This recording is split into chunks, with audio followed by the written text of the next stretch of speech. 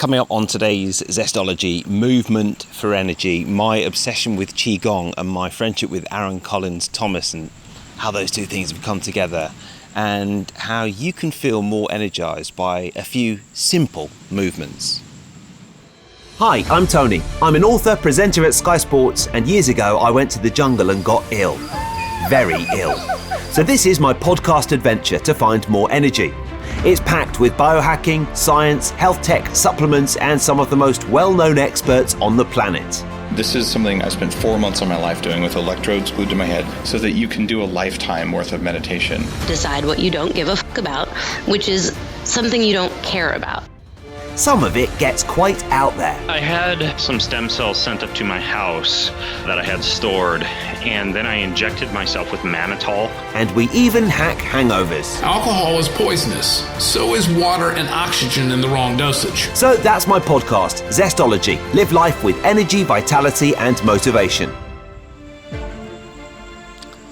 Hello again, and by now you probably know that I am in a fairly warm location, possibly warmer than where you are at the moment, depending on whether you're listening to this podcast. I am in Thailand, and tonight I'm recording this podcast. It's night time here, it's about 9:30 at night, and normally the beach where we're staying in Lamai in Koh Samui is it's very calm. There's not a breath of wind and there's no waves at all, but you may be able to hear the crash of fairly timid waves compared to UK waves, it has to be said, but waves all the same in the background. And alongside that you can probably hear the crickets in the trees, and you probably can't feel the warm night air, but let me describe to you the scene, because as I look up I can see a few wispy clouds and then a brilliant view of the stars. And as my 3-year-old son keeps telling me, I didn't know this, but Sirius, the biggest star in the sky, or the brightest star in the sky, is just over there. So he's already teaching me quite a lot of stuff, including that. In fact, his entire planetary knowledge is better at 3 than it is for me in my mid-40s. So this is the dreamy destination for Zestology for the next few months, and you're going to have to find different podcasts to listen to if this is a little bit too gloating for you. But as I just stroll around the pool around 9:30 at night, I realised I haven't recorded a podcast intro for next week, so I'm not going to let things slack. Before I left, I recorded an Instagram live actually with Arron Collins-Thomas, and we agreed that this would become a podcast. And what we did was we did some Qi Gong, and that bit isn't in the podcast, but you can find that on Arron's Instagram feed. And then after that we had a chat, and he interviewed me, but it was sort of a chat. It was sort of a two-way chat, really. But nominally, he was talking to me. And what a pleasure it was to talk to Arron, who's been on this podcast a couple of times now.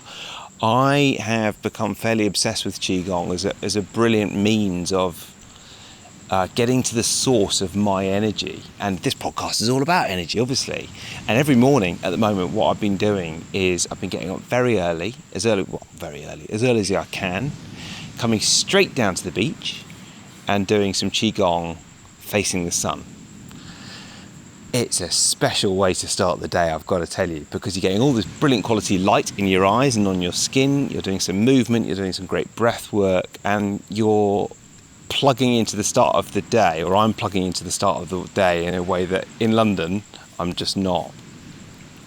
And actually, Faith and I have had quite a few discussions about how often we feel like the start of the day can get away from us a little bit. You know, it's the sort of school drop-off and then you're just straight into looking at your laptop and, oh, it's lunchtime all of a sudden. And there's got to be more to life than that. But also, it's not a very good way to actually wake up and feel your body and feel the surroundings. So I don't think that's too woo-woo. I think it's really important to do that, and I find the Qi Gong really helps with that, as does the light, and being outside and 30-degree heat isn't hard as well.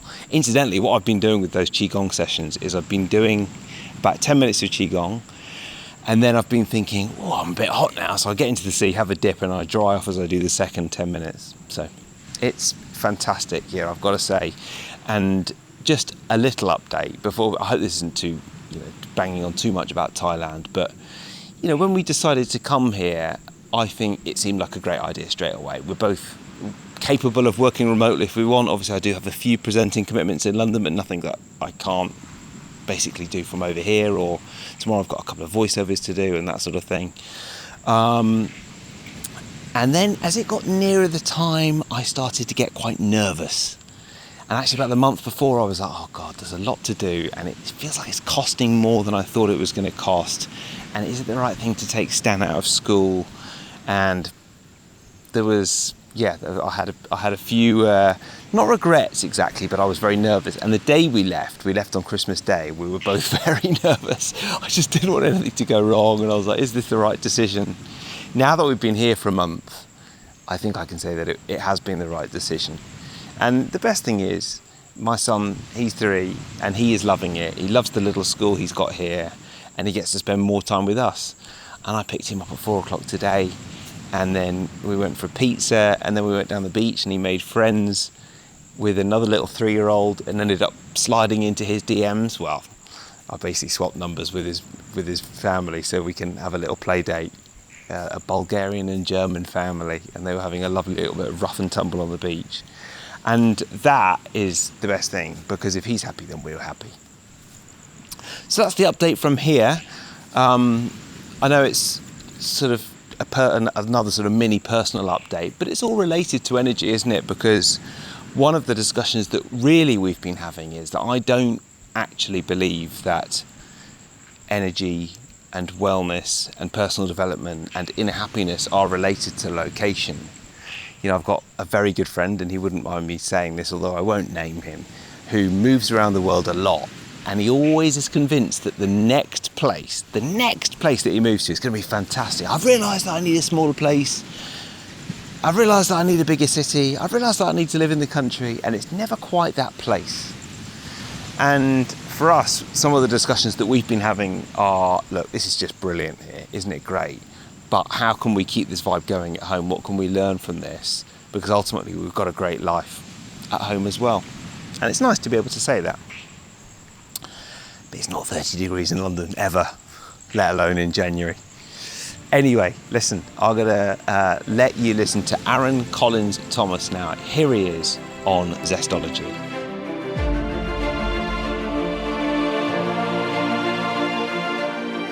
Hi, how you doing, mate?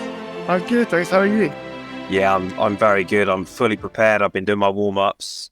So just some background, guys. Tony and I actually did Qigong together probably about 2 years ago now in lockdown. And then I was on your podcast. And then when Hey You Fit launched, we actually came to your house in London and we did a launch event from your house. So you've been kind of on this Qigong journey with us for quite a long time now. That's right. And I obviously originally learnt Qigong from you as well. So I do use it a lot ever since. It's changed my life in some ways. I do it so much now. And what I like about it is sometimes I'm not in the mood to lift lots of weights or do something intense. And that I always feel like I've really moved.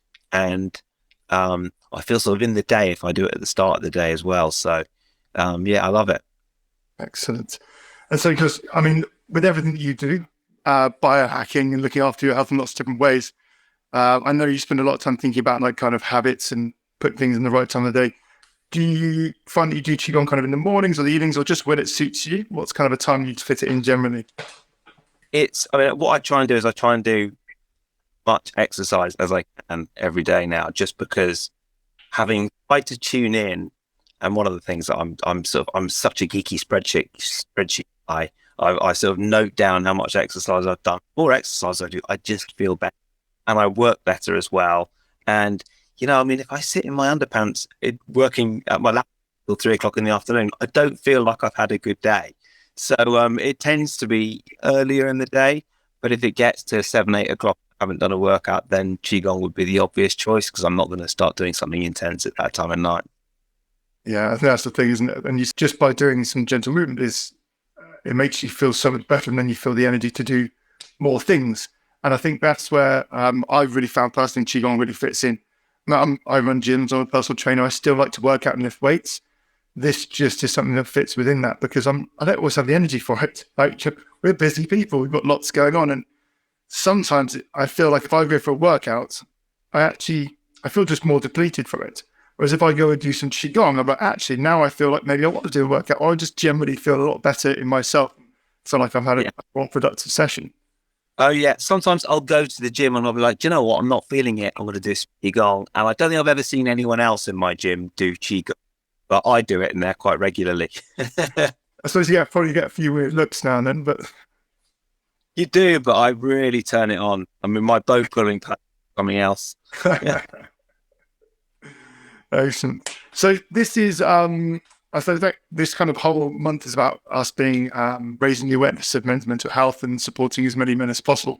And it's great that you could join us for this. And what I wanted to find out from you is, is stuff, not just Qigong, but stuff that you do and any useful tips and advice that you've got for men out there who might struggle for time or might be struggling with stress, and anything that you've used at specific times as well in your life that you found really quite powerful. So I know you've got a lot of knowledge to share. Yeah, oh, well, thank you very much. Yeah, so obviously I've been a TV presenter for a lot of years. Now I'm focusing on the books. I'm working on 2 books at the moment. It's very busy. And I've got a 3.5-year-old as well. I'm feeling very happy, actually, Aaron, because one of the things that is just hard is finding enough time to do everything, to do an 8-hour day of writing, whatever it might be, and find the time to work out. And so I thought yesterday, do you know what? I'm going to plonk my 3.5-year-old son in front of the telly and see if I can encourage him to do Qigong as well. And it worked great. We did 26 minutes of Qigong together. I thought, oh my God, if I can get him into this, we could do it every day. And I'm sort of killing 2 birds with one stone. He's getting a little bit of a workout. He's spending some time with daddy. It just felt so good. And he was really enjoying it. So I don't know if you've done any Qigong for the kids, but if you have, that'd be awesome. Yeah, I mean, doing stuff for kids actually is really powerful. They kind of like it because it's quite kung fu like. Definitely. My phone back. Kung fu like movements, and there's a lot of fun that you can have with it. So I think, to getting kids involved, to get them to do it with you, like I say, kills 2 birds with one stone. It means that you can get your practice in, and they have a bit of fun and some exercise as well. And I think at a young age, if you can teach them some mindfulness practices, that's going to have a huge benefit, bearing in mind how much stress young people are under at the moment as well.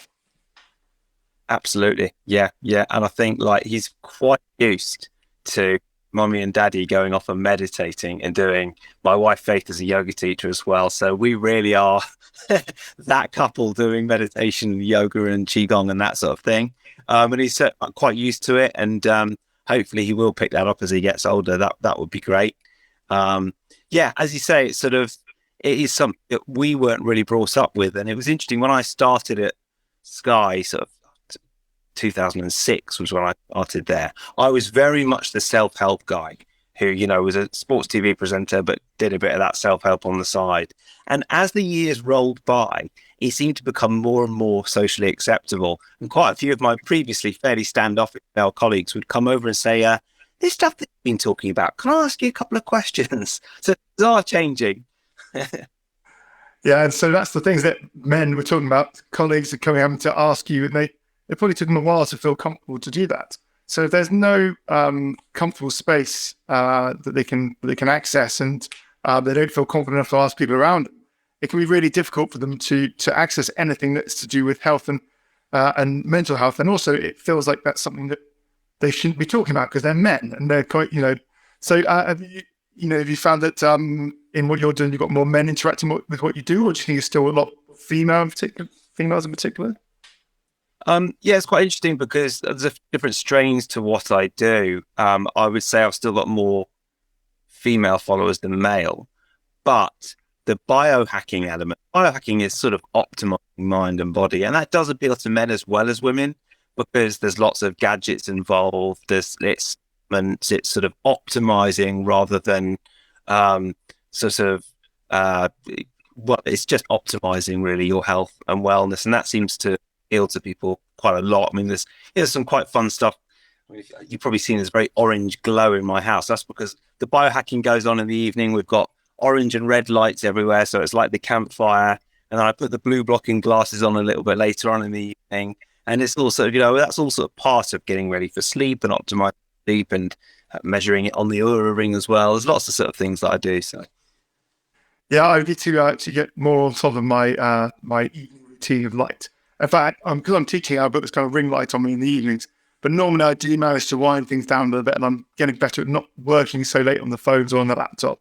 But that's a big part of it. It's that recovery. And if people aren't sleeping and recovering well, we know that they're more stressed when they're waking up, and they're more likely to be functioning in more the emotional brain state rather than the logical brain state, right? So that then affects decisions you make throughout the whole of your day, and can have detrimental effects on relationships with people, how you perform in your job, all of these things. So, using Qigong and using breath work and some other lifestyle things like some of the biohacking things to optimize your sleeping routine can have a massive benefit in your whole day, which is something that people really overlook. They kind of used to hold lack of sleep as a bit of a badge of honor, really. It's like, I'll get through today with a load of coffees and I don't need any sleep, but that's not good for us. And it's not, and it's caused a lot of health issues, but also means that we're not performing very well in everything that we do. We like to think we are with our arrogance at times, right? But our performance is held back. Today's podcast is brought to you by Bon Charge. I have wanted to team up with them for so long because it's such an easy sell for me. When you use a company's products, it's just very easy.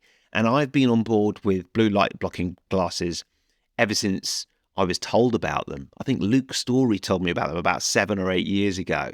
And Bon Charge make beautiful blue light blocking glasses for nighttime. If you go to boncharge.com/Tony, then you can see their nighttime glasses, their daytime glasses, their computer glasses, their sunglasses, and then they've got a load of cool other stuff as well. Red light therapy, blue light blocking, lighting, blackout sleep masks, EMF and radiation blocking as well, all in the name of better sleep and better health. What I think they've done is they've just sort of taken all these concepts of good health and they've said, we're going to do this properly. If you go to their site, you just know they do it properly. They ship worldwide. They ship to the US and the UK. You can use the code TONY20 for 20% off absolutely everything. And check out the company because it's a really cool company. They're on a mission to optimize people's sleep, well-being, and recovery. But what they want to do is they use products that are science-based and rigorously tested. So go to boncharge.com/Tony, see a big cheesy picture of me on there, and you'll also see the discount code 20% off using the code Tony20. And I do think the glasses are a bit redder than other glasses, which is brilliant. So the last hour before bed, I think it's really good to just block out all the light. I love them. Tony20, boncharge.com/Tony. Now back to the show. So, couple of good sleep tips. If you've got any, very well, it's the evening time for people. Yeah, I mean, I've been really thinking about this a lot because I've been writing a new book called Stop Scrolling, and it's about using the skills of biohacking and NLP, which is why I originally trained in, to manage your screen time healthily without throwing your phone away. And so everybody still wants to use their phone, but one of the things that we really don't do very well is use our screens in a healthy way in the evening. And unfortunately, it's not particularly sophisticated advice. But, there's some really interesting research. They sent a whole group of participants off to the Rocky Mountains, and they didn't give them any devices or any artificial light, and they had to camp out there for 3 weeks. And they gave them, I guess they gave them something like an Oura ring with no screen on it to measure their sleep. And what they found was that, firstly, they slept way longer when they didn't have any artificial light and any screens, about 2.5 hours longer a night each on average. And they also went to sleep way earlier as well. So, it's hardly surprising, but measured against a control group who just slept exactly the same and went to bed later, there was 2 things going on. There was too much artificial light at night compared to none to the group in the Rocky Mountains, and then just less stimulation as well. It's if you're in bed at 1 minute to 11 and you're about to turn the light up and you're looking at Arron's Qi Gong Instagram feed, that is probably not a good thing to be doing because it's far too exciting seeing all his videos, and you don't want to be looking at Instagram first thing in the morning either. So it's not particularly it's obvious, isn't it? But less screens, leave the phone out of the bedroom, and then in the morning you have a nice, clean, clear wake up. It's lovely. Yeah, and that's something that people really struggle with, isn't it? That sleep time, that screen time. So we all know that we should cut back. And actually, phone's quite useful now because you have got these options to kind of turn the brightness down, and they automatically kick into that. You saying about your blue light blocking glasses that you wear. Is that right? Yeah, I just wondering if I've got any. I've got literally all over the house. I haven't got any here, but they are everywhere. I mean, if you have a look at my house, you'll see like it's all Himalayan salt. Oh yeah, lovely. And actually, I want to show you this. It's quite good actually. In the kitchen, I've changed a lot of the lighting to be just red light only. So look at this at night. It's like I don't know if you can see that. It's like a campfire in here. That's really cool. And so all those things are really important, reducing that light, and softening the lights in your home in the evenings, just to start to let the body wind down. We don't want all this really bright light entering our eyes because that's putting us into this wake mode, right? And increasing our cortisol levels, where they should ideally be dropping during the evening and allowing melatonin to rise a little bit. Yes. Arron, this is what happens. We make melatonin in the evening because our body's signaling it's time for rest.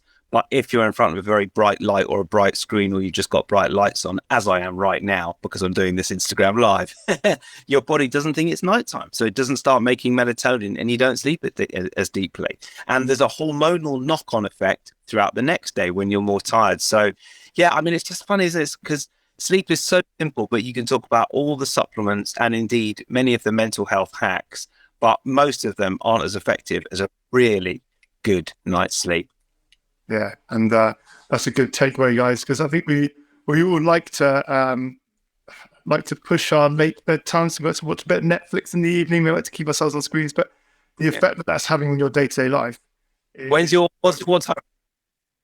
I'm normally in bed by about 10:30, and then I'm up for my dream time to get up is like 7:30. I try and give myself at least an 8 to 9 hour sleeping window if I can do.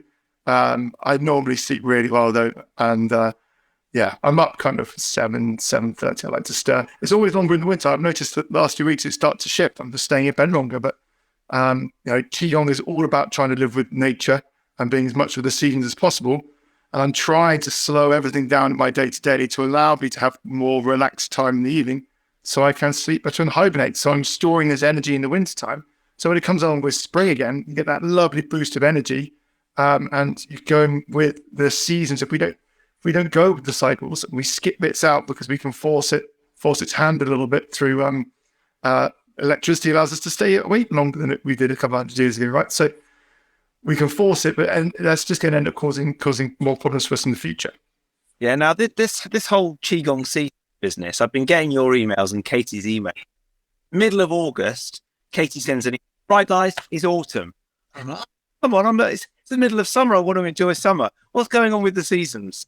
Yeah, so that is in astrology terms. So energetically, things are shifting. Even though the season won't show that it's shifting, it's all to do with the energetics of it. So what happens is it's not quite so clean and cut as like autumn starting now onwards, but it's got like a kind of month or so transition time that you need to start thinking about slowing down and making changes to diet and health and to help you move smoothly with it. If you kind of go from if we went just today, autumn one day, winter the next, you actually have some real problems with your health. It's too sharp a change. So like we did today, we did a bit of work on the autumn time, so the metal elements. Then we did a little bit of earthing stuff in those ways, just to ground us and stabilize us to help us to smooth through. And then a bit of winter, the water element, because that's where we're moving. So we try and adapt Qigong all the time to suit what's going on in the seasons and our lifestyle, because it's really important that we try and match what's going on all around us and live in harmony with nature, right? Now, Arron, this may be a little bit off topic, but do you remember that I told you that I adapted your class, your 12 Rivers? Yes, I do, yeah. Well, it's quite often I like to do it outside, unless it's really cold. And I thought, I'm going to move around corresponding to where the sun would be at the time of day of the particular mood. So at 1 o'clock, I'd be what would I be doing? 1 o'clock, I'd be sort of doing this, like that. And then at 1 o'clock in the morning, I'd be sort of doing that. But moving around and facing the sun at where the sun would be at different points. And it feels nice. I sort of feel like I sink into nature and where I am in the day even more than normal. So I think you should take my suggestion and start doing that. Yeah, I think that's a good tip. And you actually had my master, John Monroe, in the podcast, and you told him this, and he was like, oh, actually, that's quite a nice idea. And he was quite inspired. Even the master hadn't come up with it before. Yeah. No, it's because I always notice that I do tune into nature better when I'm doing Qigong. And so that's why I do like to do it outside. Obviously, it's a lot easier in summer than on a dank November evening. But it is nice to, hear you do notice the birds and the trees rustling and the temperature of the air on your skin and everything else, which sometimes, you mentioned being hunched over a laptop, your senses often don't get fully switched on throughout the day. And one of the things that I talk about a lot in NLP is really tuning into the senses and the quality of the information coming in. And Qigong does help me to do that. Yeah, I think that's a really important note, guys. Like, being in nature is super powerful, whatever you're doing, even if you're just going for a walk. But the combination of Qigong, which is moving meditations. So you're doing the breath work, you're doing the movement, you're focusing on certain organs, giving them a massage, moving the channels, and then being in nature as well. It just supercharges the whole practice. And, we're all busy people, and, we have to think about how we do things efficiently and effectively, because we only have a certain amount of time.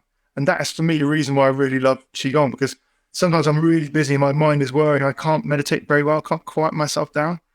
And then so I feel like I'm getting this kind of productivity of movement on my body, the breath work.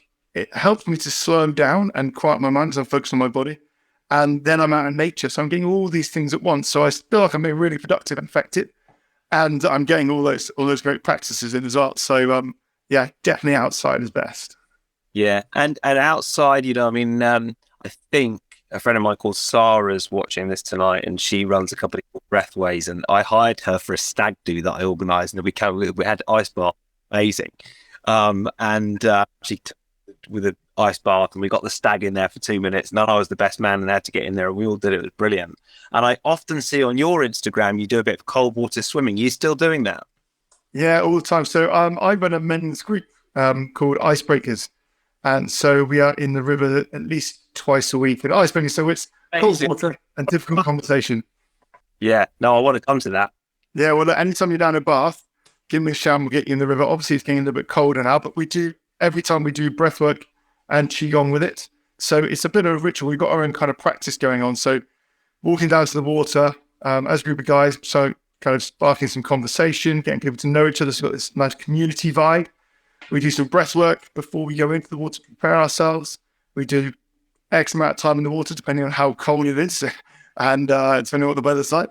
And then we get out and we do Qigong practices to warm us up, but also to connect to our bodies. So we've got all this practice, breath work, cold water, and Qigong, all in nature all at once. And it's been amazing for a lot of the guys that join us, amazing for myself as well. I mean, I love the practice and love what we've created. So we've got this great group of guys for the Icebreakers. So if anyone's ever in Bath, unfortunately, it's only for the men, but if you're around and anyone ever wants to join us, please just find us on Instagram and you're welcome to join us for a tip at any time. Amazing. How many dry robes are there once you get out of the water? Actually, the majority of people do have a dry robe, yes. I love one. Excellent. Tony, I'm going to let you go because we've been going for about 45 minutes. I know it's your precious evening time and you don't want to distract your sleep patterns. I'll get the blue blockers on now. Perfect. So thank you so much for joining me. Thanks for the support. And I will see you again very soon, hopefully. Yeah, thanks, Aaron. Really enjoyed it. And keep up the good. Made a huge difference to my life doing the Qigong, so I love it. Thank you. That is it for the podcast. It's almost 10 o'clock now, so there's some frogs, some very sort of squeaky croaks going on in the background, and a firework and some quite loud waves now. And I'm going to head back to where we're staying. And just to say thank you for supporting the podcast as always. Please do check out my podcast partners, because they just help to, it's not a massive profit maker, this podcast, and it never really has been, but they just help keep things ticking over and pay for things like Squarespace sites and equipment and that sort of thing. And I'm very, very grateful to this week's podcast partner, which is Bon Charge, the fantastic blue light blocking company. If you haven't checked them out already, the one thing I want you to go on their site and have a look at, and if you go to boncharge.com/Tony, you'll get 20% off. I think you need to use the code Tony20, is their light bulbs. They are epic. We have some of these light bulbs in our house. It makes such a difference at night. You switch the bright ones off and you put the Bon Charge ones on. And you breathe a sigh of relief. It's like sitting around the campfire. It is beautiful. So go to boncharge.com/Tony, the blue light blocking. I've wanted to team up with the blue light blocking glasses company for so long, and I needed to find the right one, glasses that were good. But as it turns out, Boncharge is so perfect because they do all this other stuff as well. They've got the infrared lights and they've got the light bulbs and so on.